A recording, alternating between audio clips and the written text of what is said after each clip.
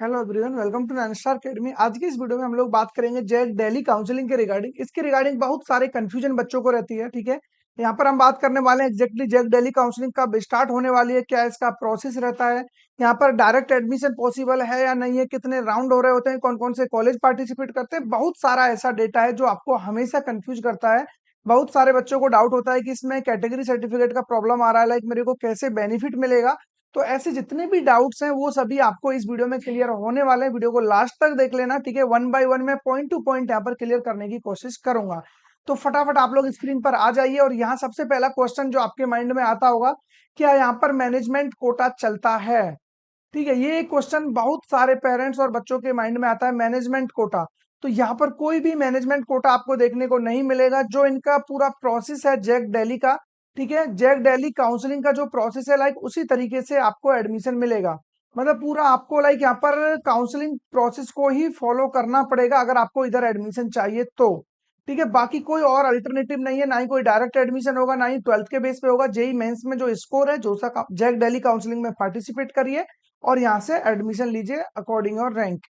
ठीक है, उसके बाद हम बात कर लें यहाँ पर लाइक आपको कितने राउंड देखने को मिलते हैं इस काउंसलिंग के अंदर। तो ये चीज मैं ऑलरेडी बता चुका हूँ। जो सा जग दिल्ली काउंसलिंग में आपको 5 राउंड देखने को मिलते हैं नॉर्मली।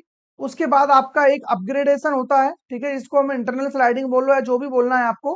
ठीक है, अपग्रेडेशन में क्या होता है, बेसिकली यहाँ पर आपको लाइक जो भी सीट मिला है, ठीक है, अपग्रेडेशन में लाइक आपका वही सीट अपग्रेड होगा। मतलब जो भी कॉलेज आपको मिला है, जस्ट उसमें ब्रांच अपग्रेड होता है और कुछ नहीं। और जिन बच्चों को सीट मिला हुआ है उन्हीं बच्चों के लिए ये होता है। लाइक यहाँ पर कोई भी फ्रेश कैंडिडेट नहीं आता है, या जिसको सीट अलॉटेड नहीं है वो बच्चा यहाँ पे नहीं आएगा।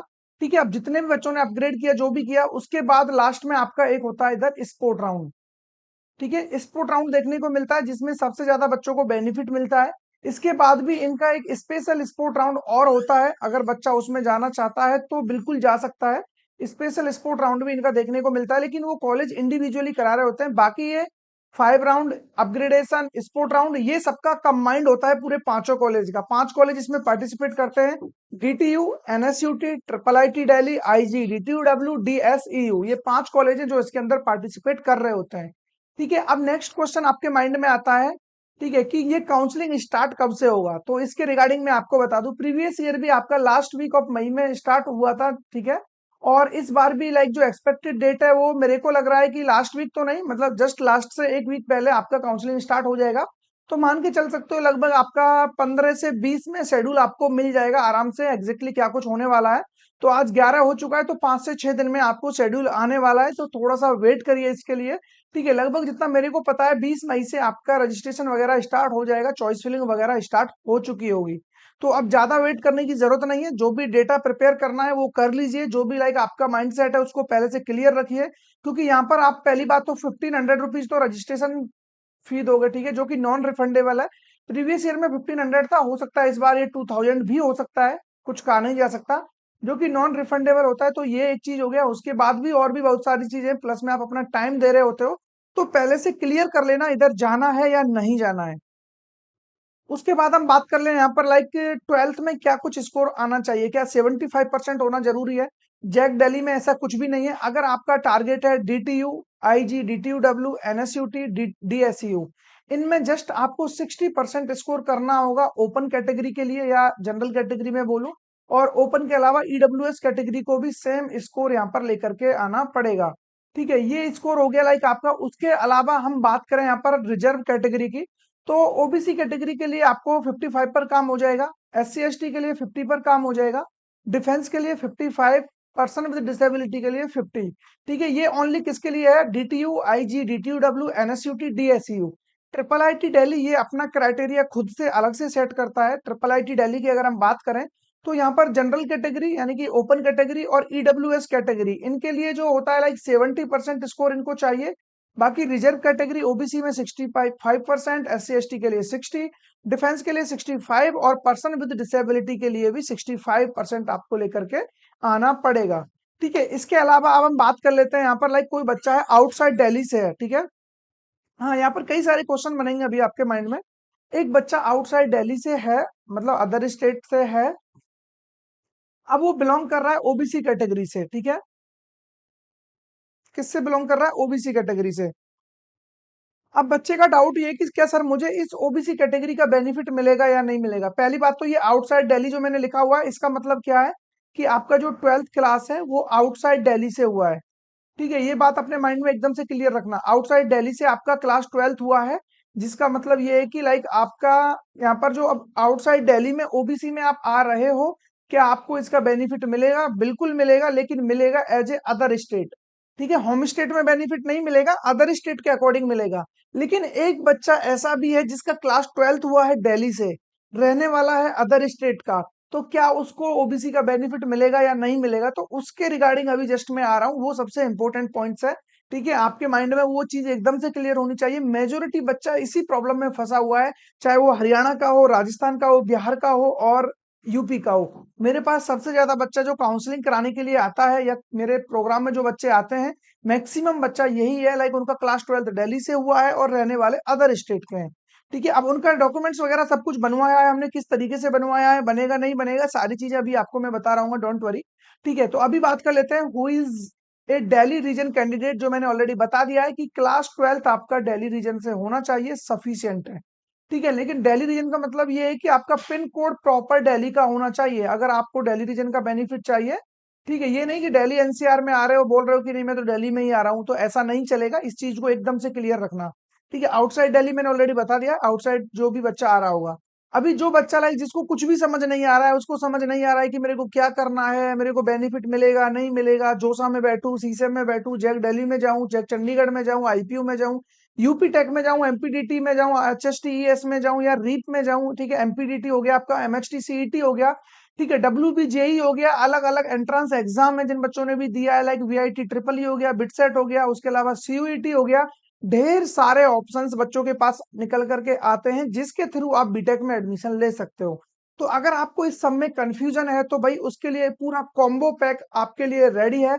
यहाँ पर फॉर ऑल काउंसलिंग आपको सपोर्ट मिलने वाला है, चाहे आप लोगों ने कोई भी एंट्रेंस एग्जाम दिया हो, किसी भी काउंसलिंग में आपको एनरोल करना हो, सब कुछ जस्ट एक काउंसलिंग में आपको देखने को मिलेगा, जिसका नाम है like for all counselling BTech counselling pack. ठीक है, इसमें आपको कोई भी काउंसलिंग में पार्टिसिपेट करो, मैंने नाम दो चार मेंशन किए हुए हैं, जोसा हो गया, सीसैप, जैक दिल्ली, आईपीयू, एकेटीव, एमपीडीटी, ऑल स्टेट की जितनी भी काउंसलिंग है, बहुत सारा डेटा जिसको मेंशन नहीं कर सकता, लेकिन मैं आपको बोल के बता रहा हूँ।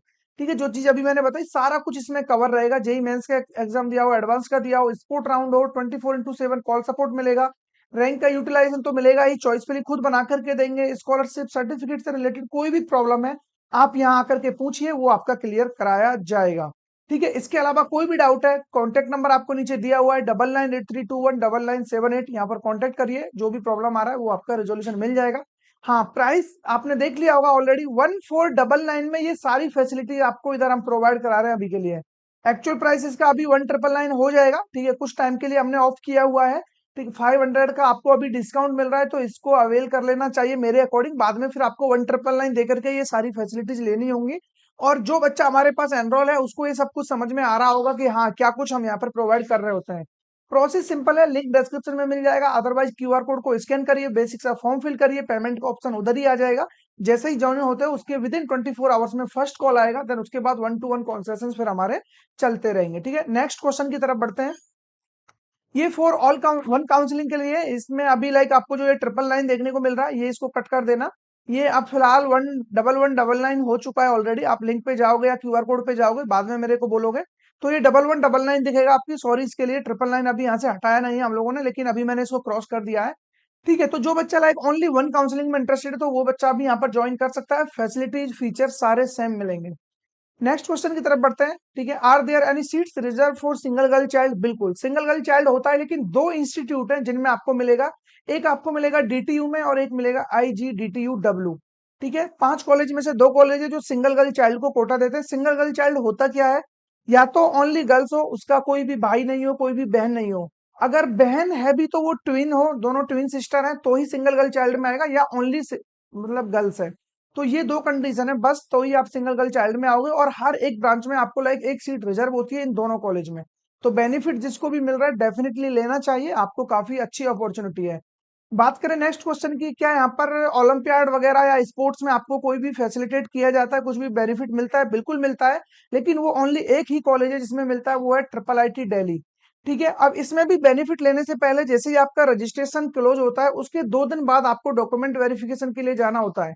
इसी तरीके से डिफेंस कैटेगरी वाला जो सीडब्ल्यू कैटेगरी में बच्चे आते हैं, प्रायोरिटी 1 से लेकर शायद 5 तक वाले बच्चों को, ठीक है, उनको जाना पड़ेगा लाइक वहां पर डॉक्यूमेंट वेरिफिकेशन के लिए। जो भी बच्चा आ रहा है उस कैटेगरी में, तो पहले ही डॉक्यूमेंट आपको वेरीफाई कराने होते हैं, ठीक है।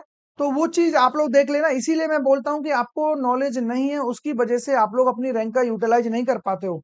क्योंकि एक बच्चा है जो मान लो ट्रिपल आईटी दिल्ली में जा रहा है और उसका ओलंपियाड का उसके पास सर्टिफिकेट है, स्पोर्ट्स की काफी सर्टिफिकेट्स हैं, उसको पता ही नहीं है पहले ही मुझको वेरीफाई कराने थे, तो बाद में फिर क्या फायदा मिलेगा उसका? कुछ नहीं। ठीक है, डिफेंस का बेनिफिट चाहिए, पता ही नहीं है उसको किस प्रायोरिटी को कब वेरिफिकेशन के लिए जाना है, वो तो लास्ट में वेट करेगा कि मेरा रिपोर्टिंग होगा तब मैं लेके जाऊंगा। तो इसीलिए मैं बोलता हूँ कि आपको अगर किसी भी पर्सनलाइज काउंसलिंग की जरूरत पड़ती है, तो वो चीज हम आपको यहाँ पर प्रोवाइड कर रहे हैं, उसका बेनिफिट आपको डेफिनेटली लेना चाहिए। नेक्स्ट क्वेश्चन की तरफ बढ़े हम, जो सबसे इंपॉर्टेंट क्वेश्चन है और जिसके लिए मैक्सिमम बच्चा शायद ये सेशन देखने आया होगा। ठीक है, एक बच्चा है क्लास 12 दिल्ली से हुआ है, दिल्ली एनसीटी से हुआ है प्रॉपर, रहने वाला है आउटसाइड का, ओबीसी सर्टिफिकेट अदर स्टेट का बना हुआ है, जैसा भी है लाइक आउटसाइड का रहने वाला है, आउटसाइड दिल्ली का। तो क्या उस बच्चे को ओबीसी कैटेगरी का बेनिफिट मिलेगा या नहीं? पहली चीज तो एक चीज मैं क्लियर कर दूं, क्लास 12 आपका दिल्ली से हुआ है तभी आपको दिल्ली रीजन का बेनिफिट मिलता है, इतना तो आपको ऑलरेडी समझ में आ चुका होगा अब तक। ठीक है, अब मान लो आपका ओबीसी सर्टिफिकेट है आउटसाइड दिल्ली का, तो भाई आपको as a general candidate consider किया जाएगा, ये बात समझ लेना। जब तक कि आप लोग ओबीसी कैटेगरी का सर्टिफिकेट दिल्ली गवर्नमेंट से इश्यू नहीं करा लेते हो। ठीक है, यहाँ पे ये चीज क्लियरली मेंशन है कि आपको दिल्ली एनसीटी का ही सर्टिफिकेट देना होगा।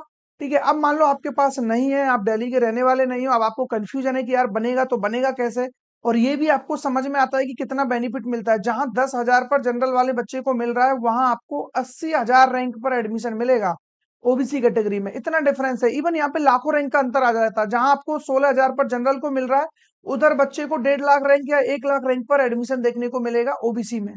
तो इतना डिफरेंस है, इतना ज्यादा बेनिफिट मिलता है, तो इसको लिया कैसे जाए वो इंपॉर्टेंट है। तो देखिए बेसिकली आपका जो सर्टिफिकेट इश्यू होगा ना, वो आपके जो पेरेंट्स का सर्टिफिकेट है, यहाँ पर आप क्लियरली देख सकते हो, ये मैंने जैक दिल्ली के ब्राउचर से उठाया है, बुलेटिन पॉइंट से।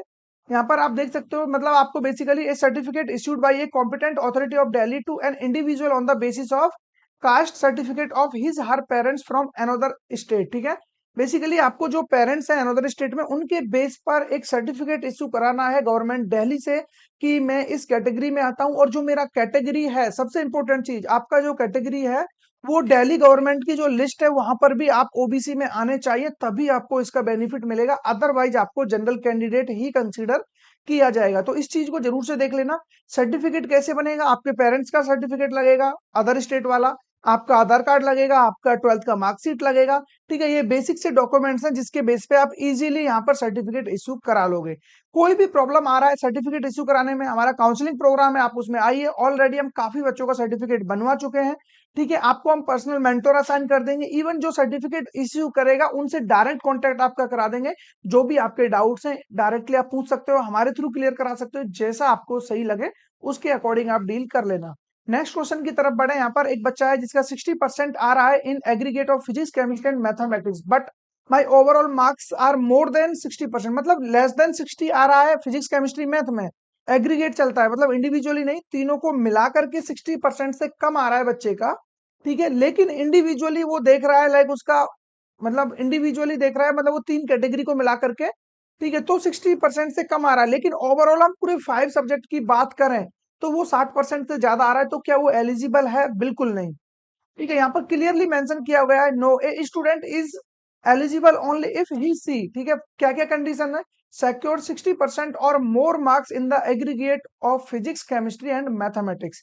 ठीक है, और उसके साथ सेकंड कंडीशन भी है, आपको पास होना होगा इंग्लिश में, तभी आप यहाँ पर एलिजिबल होंगे, अदरवाइज नहीं। ठीक है, ओवरऑल मान लो आपका 75 आ रहा है, लेकिन फिजिक्स केमिस्ट्री मैथ को मिलाकर के आपका 59 आ रहा है, तो भाई नहीं हो इसके लिए आप। लेकिन ये किसके लिए बोला है मैंने? ओपन कैटेगरी के लिए बात की है मैंने ओनली। ठीक है, ओपन कैटेगरी के लिए, और एनएसयूटी, डीटीयू, आईजी, डीटीयूडब्ल्यू और डीएसयू में, क्योंकि ट्रिपल आईटी का तो अलग से, ट्रिपल आईटी को ओपन कैटेगरी के लिए 70 चाहिए, तो ये चीज समझ लेना। बाकी रिजर्व कैटेगरी का ऑलरेडी मैं बता चुका हूं, तो ये डाउट अब आपके माइंड में नहीं आना चाहिए। नेक्स्ट क्वेश्चन की तरफ हम बढ़े, लाइक आपका क्लास 12th हुआ है 2023 में, तो क्या आप एलिजिबल हो? बिल्कुल।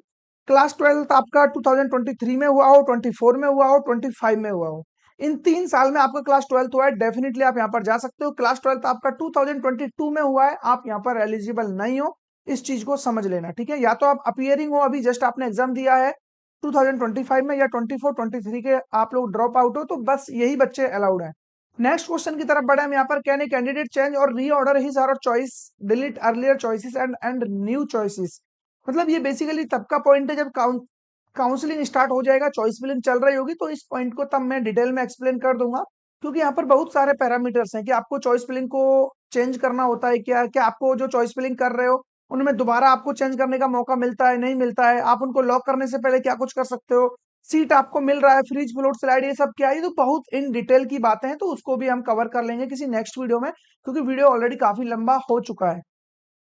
नेक्स्ट पॉइंट की हम बात करें, विल मतलब विच रैंक विल बी कंसीडर्ड, मतलब यहाँ पे रैंक कौन सा कंसीडर होता है, सीआरएल रैंक यूज होगा या कैटेगरी रैंक यूज होगा। ठीक है, पहली बात तो आपको इनमें डिफरेंस समझ में आना चाहिए। सीआरएल रैंक आपका लाइक ओपन कैटेगरी के अकॉर्डिंग रैंक यूज होता है, मतलब मान लो टोटल 14.5 लाख बच्चा अपियर हुआ है, या 14,75,000 बच्चा यहाँ पर पार्टिसिपेट किया है, तो जो सीआरएल बनेगा वो पूरे 14 लाख बच्चों से मिलकर के बनेगा। और जो कैटेगरी रैंक है, ये पर्टिकुलर आपका जो भी कैटेगरी रहा होगा, जो भी कैटेगरी आपका रहा होगा उस कैटेगरी के अकॉर्डिंग आपको मिलेगा। लाइक ओबीसी में जितने भी नंबर ऑफ स्टूडेंट है उनके अकॉर्डिंग रैंक मिलेगा, एससी में जितने बच्चे हैं, एसटी में जितने बच्चे हैं, तो उस बेस पे आपको रैंक यहाँ पर दिया जाता है। अब यहाँ पर जो रैंक यूज होगा वो सीआरएल यूज होगा, कैटेगरी रैंक का यहाँ पर कोई लॉजिक नहीं है। तो क्या कैटेगरी का बेनिफिट नहीं मिलेगा? बिल्कुल मिलेगा, वो चीज अपने माइंड से निकाल देना। कैटेगरी रैंक यूज करना अलग चीज है और उसका बेनिफिट अलग बात है, ठीक है, क्योंकि सीआरएल रैंक पे आपको मिल रहा है, मान लो एक बच्चा जनरल कैटेगरी में 10,000 रैंक पर एडमिशन ले रहा है और वहीं बच्चे को ओबीसी कैटेगरी में 60,000 रैंक पर मिल रहा है, तो भाई डायरेक्ट बेनिफिट मिल तो गया। अब इसको कैटेगरी में कन्वर्ट करो या सीआरएल में कन्वर्ट करो, ओवरऑल बच्चे को बेनिफिट तो मिल ही रहा है ना, तो आप क्यों कैटेगरी रैंक के पीछे भाग रहे हो?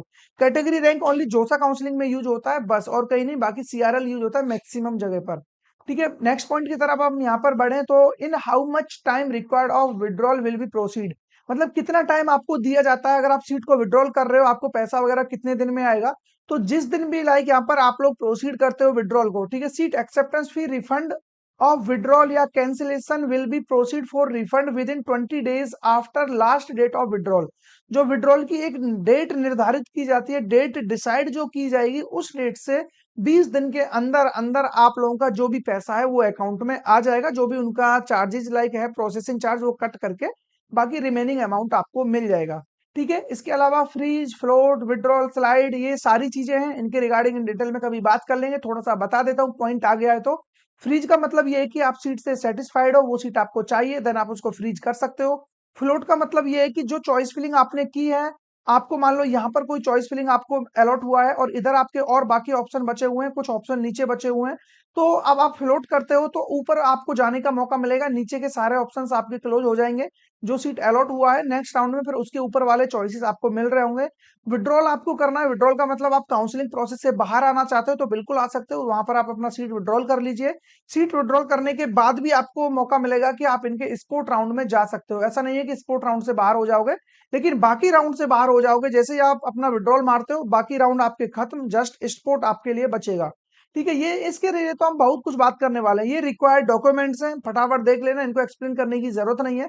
ठीक है, कुछ डॉक्यूमेंट्स इनमें से अगर कुछ छूट भी रहा होगा तो वो बाद में लग जाएगा, ऐसा नहीं है, लेकिन काउंसलिंग के टाइम पे जब आप फिजिकल रिपोर्टिंग को जाओगे सिर्फ इनसे ही काम हो जाएगा। बाकी कुछ डॉक्यूमेंट्स है जैसे कि गैप सर्टिफिकेट हो गया, उसके अलावा और भी है आपका ट्रांसफर सर्टिफिकेट टीसी हो गया, उसके अलावा कैरेक्टर सर्टिफिकेट सीसी हो गया। तो ये जो डॉक्यूमेंट्स है जब आप कॉलेज ज्वाइन करोगे तब भी इनको दे सकते हो, कोई दिक्कत नहीं है। बाकी जो ये डॉक्यूमेंट्स यहाँ पर मेंशन किए हुए हैं ये आपको हर हाल में प्रोवाइड कराने होंगे।